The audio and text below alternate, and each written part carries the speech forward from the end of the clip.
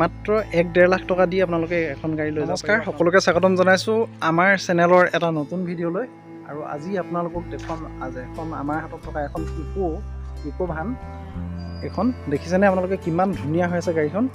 আৰু মানে আপোনালোকে এই শ্ব'ৰুমতে ডিলাৰত আপোনালোকে বহুতখিনি যথেষ্টখিনি গাড়ী পাব। লগতে আজি আপোনালোকক মানে ইকোখনৰ ইণ্টেৰিয়ৰটো দেখাই দিবলৈ লৈছোঁ অকণমান। গতিকে ভিডিঅ'টো প্ৰথম পৰা শেষলৈকে চাই থাকিব। আৰু যিসকলে চেনেলটো এতিয়াও ছাবস্ক্ৰাইব কৰা নাই ছাবস্ক্ৰাইব কৰি ল'ব। আপোনালোকে যদি ভাবি আছে এখন গাড়ী ল'ম দেখিছে আপোনালোকে এখন ইকো ষ্টাৰ, আৰু একদম গাড়ীখন অৰিজিনেল পেইণ্টত আছে আৰু বহুত ধুনীয়া হৈ আছে।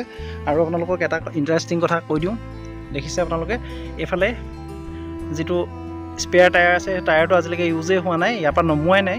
লগতে আপোনালোকৰ গাড়ীখন এইখন হৈছে 5 ছিটাৰ, 5টা ছিট আছে।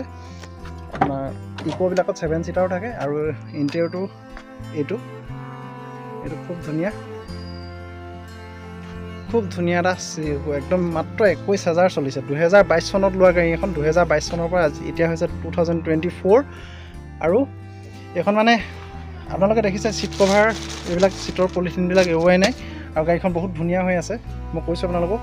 আৰু আপোনালোকে এই গাড়ীখন 1.5 লাখ টকাত মানে ডাউন পে'মেণ্ট দি ইয়াৰ পৰা উলিয়াই ল'ব পাৰিব। ইনষ্টলমেণ্টটো একেবাৰে কম আহিব, যিহেতু ফাইনেন্স হৈ যায় আমাৰ ইয়াতে। আৰু খুব সুন্দৰভাৱে আপোনালোকে ইয়াৰ পৰা গাড়ীখন উলিয়াই নিব পাৰিব খুব কম দামত। আৰু গাড়ীখন চাওক এবাৰ, প্ৰথম পৰা দেখাই দিওঁ।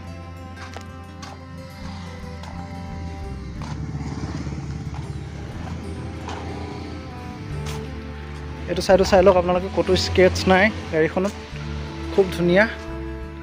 আৰু ইকো আপোনালোকে গম পায়, যিসকলে এটা ব্যৱসায়, সৰু ব্যৱসায়, ঘৰৰ পৰা কিবাকিবি গাড়ী লৈ আৰম্ভ কৰিম বুলি ভাবে, তেওঁলোকে এখন ইকো লৈ খুব ধুনীয়াকৈ ঘৰৰ পৰাই ব্যৱসায়টো আৰম্ভ কৰিব পাৰে। সৰু সুৰা এটা ব্যৱসায় কৰিবৰ কাৰণে এখন গাড়ী যিহেতু লাগেই, গতিকে আপোনালোকে ইকোখনত এখন কমাৰ্চিয়েল গাড়ী ল'বলৈ গ'লে বহুত টকা খৰচা পৰি যায়।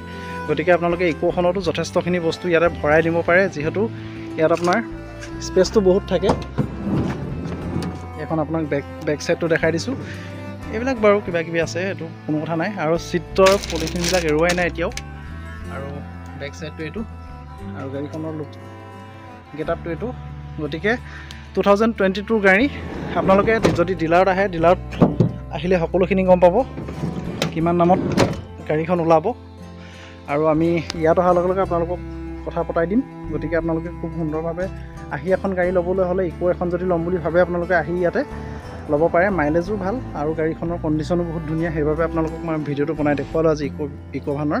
গতিকে ভাবিছোঁ ভিডিঅ'টো ভাল পাইছে আপোনালোকে। আৰু যিসকলে এখন গাড়ী লোৱাৰ এটা সপোন আছে, সপোনটো পূৰ হ'ব।